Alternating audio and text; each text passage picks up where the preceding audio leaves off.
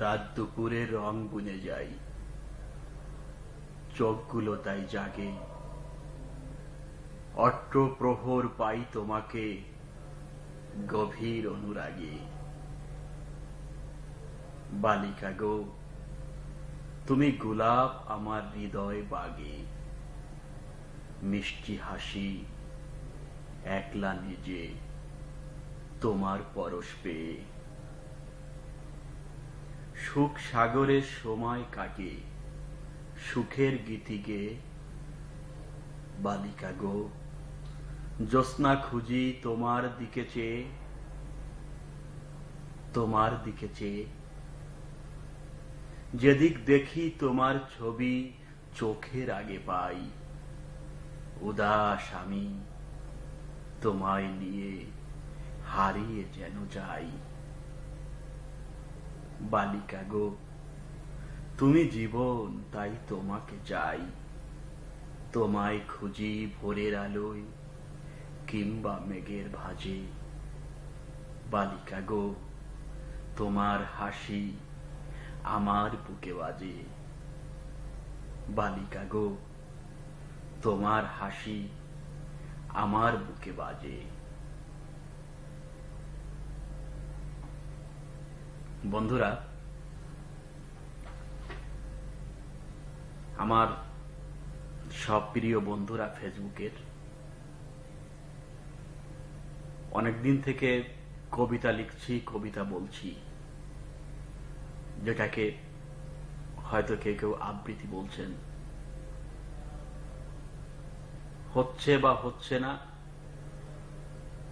সেটা আপনাদের কমেন্ট পেলেই বুঝতে পারি। ভুল অবশ্য হচ্ছে, কারণ আমার ডাইনে বায়ে আমাকে সাহায্য করার কেউ নাই। যা কিছু করছি আমি একাই করছি, তাও কর্মের ফাঁকে ফাঁকে আপনাদের কাছে পাঠাচ্ছি। হয়তো কারো ভালো লাগছে, হয়তো কারো লাগছে না, তবু আমি থেমে থাকিনি। চলছে আমার কর্ম, আমার চর্চা। এই কদিন আগের কথা,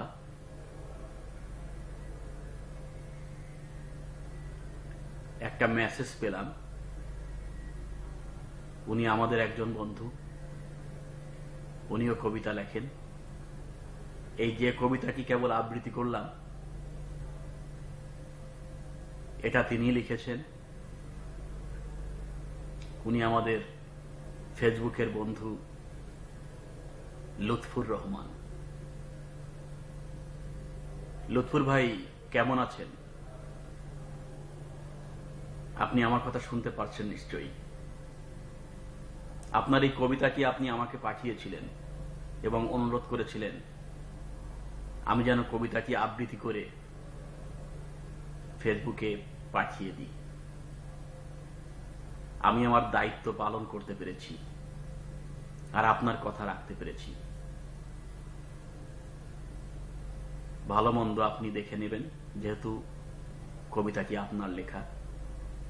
আর বন্ধুরা, আসুন আমরা সবাই মিলে আমাদের লুৎফর ভাই, যে ঠিক আমার মতোই দেশ ত্যাগ করে সৌদি আরবে আছেন, উনি সৌদি আরবে কর্মরত, আমরা সবাই লুৎফর ভাইকে আরো বেশি করে কবিতা লেখার অনুরোধ জানাবো। যেহেতু আমরা কবিতা ভালোবাসি। যে কবিতা ভালোবাসে না, সে মাছের সাথে সাঁতার দিতে জানে না।